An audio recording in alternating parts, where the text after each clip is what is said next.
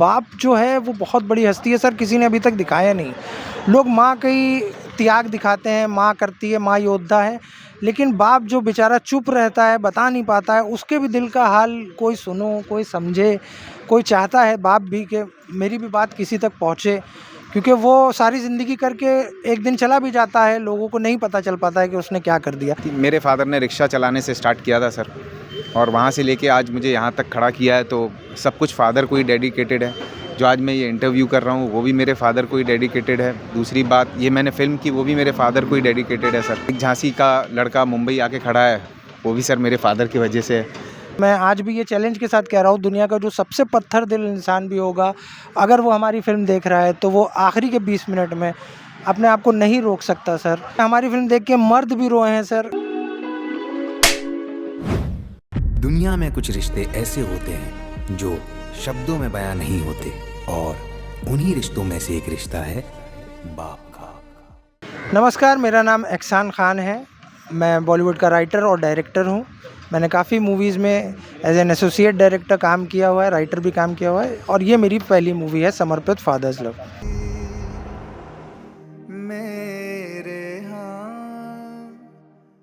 Director को बहुत बड़ी रिस्पॉन्सिबिलिटी होती है, खाली स्क्रिप्ट पढ़ने से और बन जाएगी मूवी इस तरीके से नहीं होती, क्योंकि इसका इमेजिनेशन अलग होता है। जो इमेजिन करेगा वही पर्दे पे बाद में ऑडियंस देखने होती है। तो जब आपके पास में स्क्रिप्ट है तो आपके लिए कितना चैलेंजिंग था, क्योंकि हार्ट टचिंग मूवी है और लोगों को कनेक्ट करना मूवी के साथ में, तो कैसे क्या कितना बड़ा चैलेंज था उसके बाद? जी सर, तो ये स्क्रिप्ट जब मेरे पास आई, अंकित की ये स्टोरी थी, तो हमने जब इसको पढ़ा तो हमें इसकी पॉइंट्स बहुत अच्छे लगे। तो हमने सोचा कि नहीं यार, ये तो करनी चाहिए किसी भी हाल में, क्योंकि ये बहुत ज़रूरी भी है टाइम के हिसाब से। जैसे जो आजकल का पीरियड चल रहा है, लोग कहीं ना कहीं डिस्टेंस होते जा रहे हैं फैमिली से, तो इस मौके पे हमको कुछ अच्छा बनाना चाहिए जो अवेक करे, मतलब जिसके थ्रू हम एक मैसेज दे सकें। तो फिर जब हम धीरे धीरे अनफोल्ड करते हुए गए तो हमें पता चला नहीं यार कि बाप जो है वो बहुत बड़ी हस्ती है सर, किसी ने अभी तक दिखाया नहीं। लोग माँ का ही त्याग दिखाते हैं, माँ करती है, माँ योद्धा है, लेकिन बाप जो बेचारा चुप रहता है, बता नहीं पाता है, उसके भी दिल का हाल कोई सुनो, कोई समझे। कोई चाहता है बाप भी कि मेरी भी बात किसी तक पहुँचे, क्योंकि वो सारी ज़िंदगी करके एक दिन चला भी जाता है, लोगों को नहीं पता चल पाता है कि उसने क्या कर दिया। तो कहीं ना कहीं हमको लगा कि ये ज़िम्मेदारी हो गई है फ़िल्म, तो अब तो इसको एकदम इसके साथ इंसाफ करके ऐसा दिखाएंगे हम ऑडियंस को कि उनको अपने बाप का एहसास हो जाए, उनकी मेहनत का, ज़िंदगी भर की मेहनत का एहसास हो जाए बस।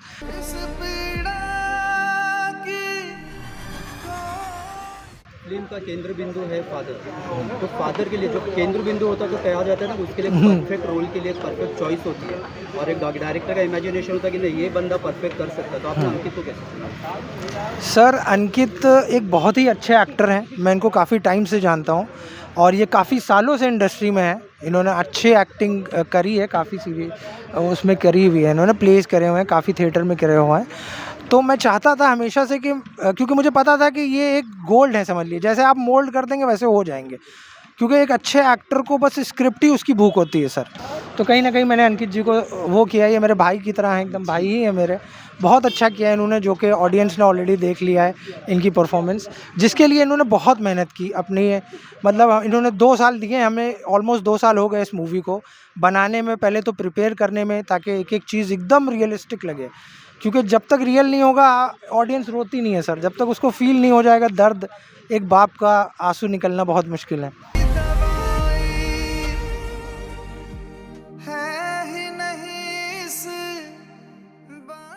आपसे जानना चाहेंगे कि ये रोल करने के लिए आप कितना एक्साइटेड थे, कितनी मेहनत करनी पड़ी, क्योंकि बहुत सारे ट्रांजिशन थे जी, और वो सारी चीज़ें दिखाना है, तो क्या कितना मेहनत करना पड़ा? इस रोल के लिए मेहनत तो बहुत ज़्यादा करना पड़ा, क्योंकि इसमें ट्रांजिशन बहुत ज़्यादा थे। दूसरी बात ये थी कि मैं ये रोल को जस्टिफाई करना चाहता था, क्योंकि ये फादर के लिए है, और ये पर्सनल मेरे फादर के लिए या डायरेक्टर साहब के फादर के लिए, आपके या किसी और के लिए, ये एक यूनिवर्सल इमोशन है।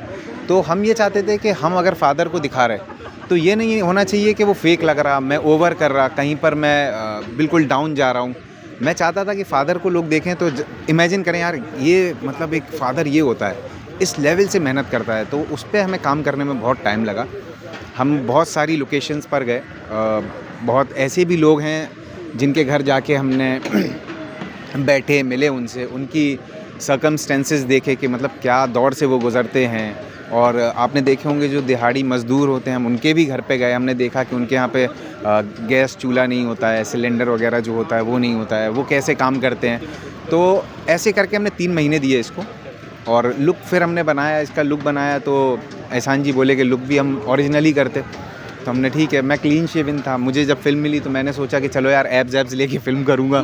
तो मेरा प्रिपरेशन एज एन एक्टर वही था कि एब्स के साथ फ़िल्म करेंगे, कमर्शियल फ़िल्म मेरे को मिल रही है। बट ये इतना बड़ा इन्होंने मेरे को वो दे दिया था, चैलेंज तो था। चैलेंज के साथ में क्या था, एज एन एक्टर मुझे ये लगता था कि मैं इसको जस्टिफाई तो कर लूँगा, और हालांकि मैंने शायद किया है बहुत अच्छे से। माँ के पांव तले स्वर्ग होता है, पर बाप उस स्वर्ग का दरवाज़ा होता है। उन्होंने जो हमारा लुक बना दिया था ना कि हम घूम रहे हैं सर धूपों में, फिर हम सच में भी काम करवाते थे ये मुझसे, जो दिहाड़ी मजदूर जो करते हैं वो हमने रियल में किया है।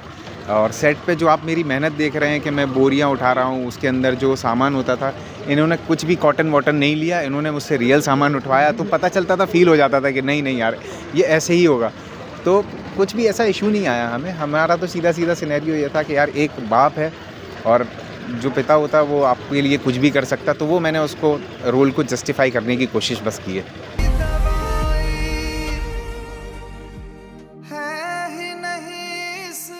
फिल्म में कैसे लगा आपको कि अंकित डेडिकेटेड थे या कभी अंकित को डांट भी खानी पड़ी आपको? नहीं, अंकित डेडिकेटेड थे, लेकिन कहीं ना कहीं यंग हैं तो आप समझ रहे हैं, थोड़ी मस्ती तो चलती है, जो मुझे भी पसंद है सेट पे मस्ती हो। क्योंकि जब आप इमोशनल फिल्म बना रहे होते हैं सर, तो आपको थोड़ा सा खुश होकर के ही रहना पड़ता है, वरना क्या होता था कुछ सीन्स में पूरा सेट पूरा क्रू रोने लगता था, तो अब किसी को तो संभालना होता था। तो ये बहुत ही मजाकिया नेचर के हैं, तो कहीं ना कहीं वो चीज़ें सॉर्ट हो जाती थी हमारी। बाबा, ये कोई तरीका है किसी से बात करने का? ये आग लगाने वाली आदत इस घर में नहीं चलेगी।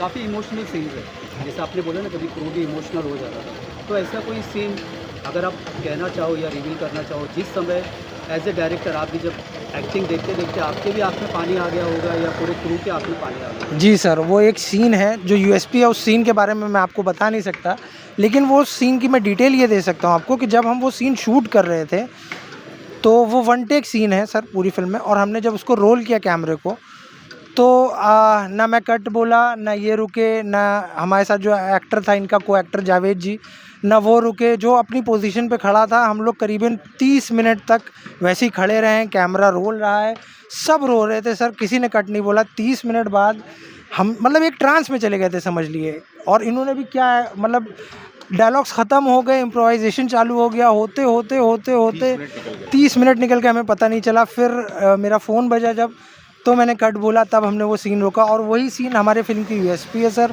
उसी सीन को देख के ऑडियंस रोती है, उसको देख के आज हम भी रो जाते हैं, जबकि हमने तो शूट किया है, मैंने तो वो सीन लिखा है, लेकिन कहीं ना कहीं वो सीन में इन्होंने ऐसी जान डाल दी है कि वही सीन पूरे फिल्म की यूएसपी है सर। जो कभी प्यार दिखा तो नहीं पाता, पर तुम्हें जीना सिखा जाता है। मैं आज भी ये चैलेंज के साथ कह रहा हूँ, दुनिया का जो सबसे पत्थर दिल इंसान भी होगा, अगर वो हमारी फिल्म देख रहा है, तो वो आखिरी के 20 मिनट में अपने आप को नहीं रोक सकता सर, नहीं रोक सकता, क्योंकि भगवान ने हम सबके अंदर हर तरह के इमोशंस दिए हैं।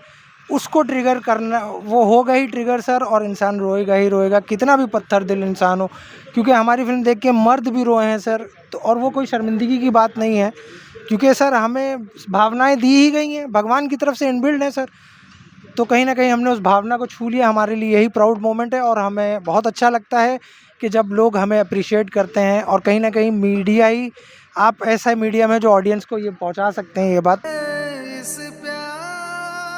तो क्या लगता है कहीं ना कहीं ये मूवी देखने के बाद हर जनरेशन, जो अभी का जनरेशन है, खास करके इम्पोर्टेंट, जो कभी कभी अपने माता पिता से कुछ भी लेते कि आपने क्या किया हमारे लिए, तो उनके लिए बहुत बड़ा एक मैसेज जाने वाला है इसमें। जी सर, डेफिनेटली हमारा पहला फर्स्ट मोटिव यही था कि हम ऐसी फिल्म हमने बनाई थी इसलिए कि आज की जनरेशन समझ पाए, क्योंकि आज की जनरेशन के पास सर सब कुछ कंफर्ट जोन में है।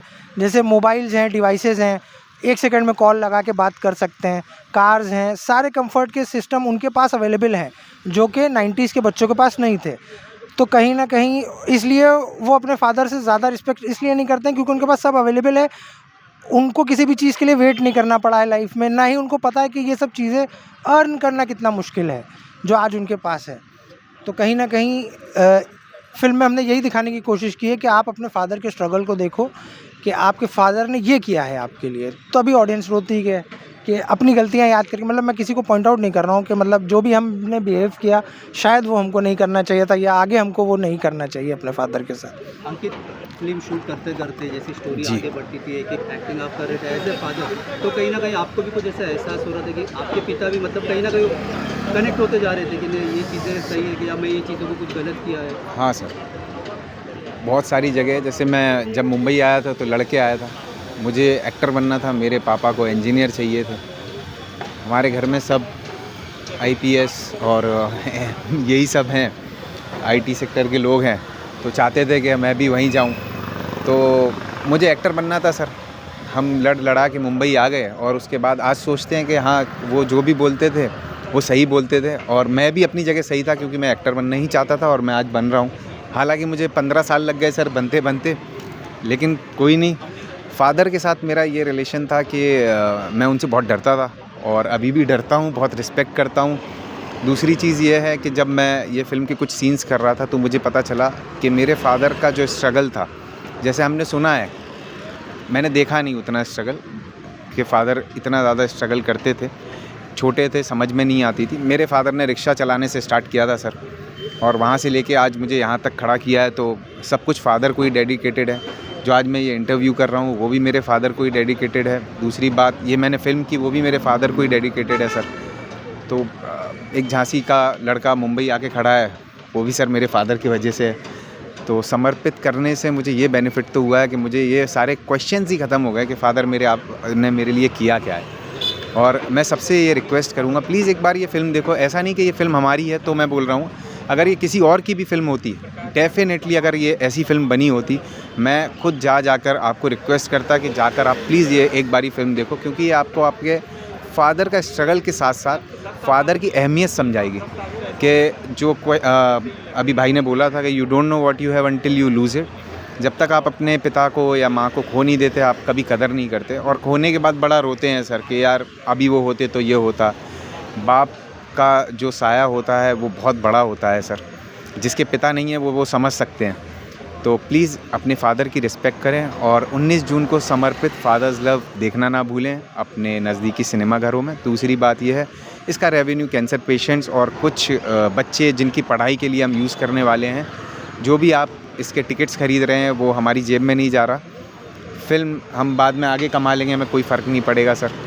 अगर हम एक भी इंसान की जान बचा पाए, जैसे कि कैंसर फैल रहा है आजकल, आप देखोगे तो हर गली में, और लोगों को अब पता चलता है तो 3rd स्टेज और 4th स्टेज के बाद पता चलता है, एकदम से डिटेक्ट होता है, और फिर लोगों के पास पैसे भी उतने नहीं होते, और जब तक वो कीमो तक पहुंचते हैं तब तक सर इंसान ही खो देते हैं वो, क्योंकि 4th स्टेज में नहीं हो पाता। तो हम चाहते हैं अगर हम एक की भी जान बचा पाए तो वो सब आपकी वजह से, हमारी ऑडियंस की वजह से। तो प्लीज़ जाकर समर्पित देखें। Thank you, love you all. मेरे इस